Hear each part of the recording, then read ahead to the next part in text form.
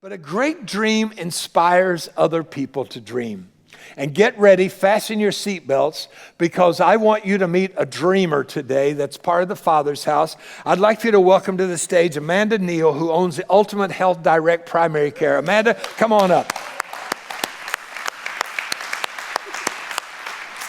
All right. Have a seat, Amanda. So tell everybody, we'll talk about your business. You're one of the fastest growing businesses in our community. You've received several honors and awards because you're making a difference in our community. So tell us a little bit about the dream that you're living and what does it do to make our community better? So my name is Amanda Neal. I'm a nurse practitioner, and I own Ultimate Health Direct Primary Care, which is a medical practice where I do primary care, but I don't accept any health insurance. My patients pay a flat monthly fee based on their age, an affordable flat monthly fee, so that they have 24-hour access to me. Day, night, weekend, holiday, even right now, in my phone, my patients can call me or text me right now, and if need be, I would meet them at the office and do whatever needed to be done. I also own Petite Soiree, which is a small event space. So it's a blank canvas where you can have a quinceañera or you can have whatever you can imagine with your event coordinator, you can have in a small, intimate space. Awesome. And you're doing such a great job. And I know you've seen the vision of your business, how big it can be that you can still give that personal care. And I just thank God for that, because a lot of people would start off and they'd say, well, just get as many as I can and never understand, take it, because God has given you a heart. Now, let's rewind to the beginning of that dream. And first of all, I mean, you're very successful, so people would imagine that you were born with a silver spoon in your mouth and that you came from a very wealthy family and everything. So tell us about your life when you were around the age of 16. At 16, my mom was 16 when I was born. My dad was 18 when I was born. And at 16, my mom and my sisters and I were living in the homeless shelter in South Florida because life had just knocked my mom down and made it call her uncle, and that was our lot in life at 16. Yeah. And then at 24, I was a homeowner. A homeowner. Isn't that awesome? I tell you, God is able to break chains in families. Now, I want to talk about this dream because I've seen what you have. I've seen how that God is blessing that. So tell me about the inception of this dream. And I think actually in CJ's life group, you shared the dream and they began praying about it. So share us about how that dream came about and what it looked like. So I was laying on my bed of affliction with COVID, and I was binge watching Heart of Dixie. It's a program about a big highfalutin doctor who goes to a small town, and they make her fall in love, and she falls in love with them. And I said, that's me. That's going to be me, because God was giving me ultimate health. I was a single mom, so I became a nurse so that I could take care of my son because he was my responsibility. I was going to do what I had to do. So when God told me to quit my job, I said, who do what? Yeah. Well, who's going to feed my baby? Yeah. And so he was giving me, you're going to quit your job. You're going to start this clinic, but I'm going to provide for you. And I said, okay. Yeah. And that's where it was, the vision for it came then, because I was sick and my girlfriends, I called them and I'm like, hey, can you come over to my house and give me IVs? And they're like, no, you have COVID. I said, that's why I called you. Yes, exactly.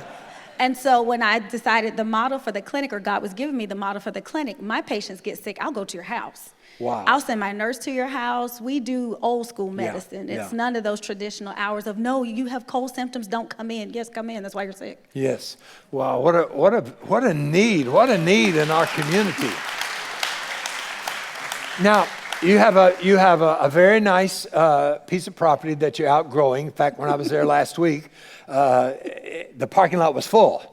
I think you had to park across the street, right? I did. So you're probably not going to be long for that. But there's always somebody there. You're always blessing them. So now, I guess then you had all the money you needed to start your practice. How did you start the practice? So I'd gone to the bank because I had this idea, this dream, and I went to the bank, and lovely bankers, they said, oh, sweetie, that's a cute idea, but you don't have any money. Isn't it amazing how many people, when you share your dream, it's such a big dream, and they look at what's on paper, or they look at what you have to give, and they say, yeah. No, you don't have enough money. So they partnered me with the SBDC, which helps small businesses develop. And the SBDC, we worked on it. We were going for an SBA loan, so I needed $30,000. Well, my family and friends don't have $30,000. And everything that I made as a nurse practitioner, we needed it to live off of. Well, God was already lining it up because I still had my RN license. So And you had a school bill. Oh, yeah, $120,000 student loan bill. Yeah, just small. And so I picked up a contract at Leesburg Regional, and so Monday through Friday from 8 to 5, I was a nurse practitioner. I went home, I changed my clothes. On Friday nights, I put on scrubs and was at the hospital the whole weekend. So for 77 days, I was a nurse practitioner by day and an RN by night, and at the end of the 12 weeks, I handed them their $30,000. Wow. And they gave me the keys. They gave me the keys to the building. But hold on, if God gives you a dream, it should be easy. So, but I'm hearing there 77 days, and I don't calculate much time to sleep. What's sleep? Sleep, yeah. What's that? But how did you, think about it. When you look back in retrospect, how did you survive 77 days It was God. in that way? God. It was only God. There were days where I said, Lord, I can't do this. And he's like, baby, you got 8 more shifts. Just 8 more shifts. And I was like, but God, I'm so tired. Wow. And then I was working on the COVID unit, so I got COVID again. And I took a day off, and I was right back in there. Wow. So now you were born in, was raised in Winter Haven. Yes, sir. And you graduated high school there. Then where did you go to college? Florida A&M University. All right. For my bachelor's, and then I went to University of South Florida for my master's. Now, Winter Haven and you're in Leesburg. What brought you to Leesburg? That $120,000 student loan bill, as a nurse, if you will serve an underserved population, they will help you pay it back. So I originally came here to get a little help with my bill, but I fell in love, so I didn't leave. Oh, so you fell in love with Leesburg. Leesburg. This is home. My sister is in Texas, and she comes down for like the fish fry, and she's like, I'm coming to Mayberry with you this weekend. I love it here. I'm never leaving. So Amanda, I know your heart. I know that this is a God-given dream. It could have never happened. And you are making a difference. I watch the people who come to your clinic. I see the joy in their life. I see the people that you're making a difference with. And it's because of God. Amen. It's because of God. Amen. So what would you say to people here that maybe they have just the beginning of a dream, but they're so afraid to even talk about it?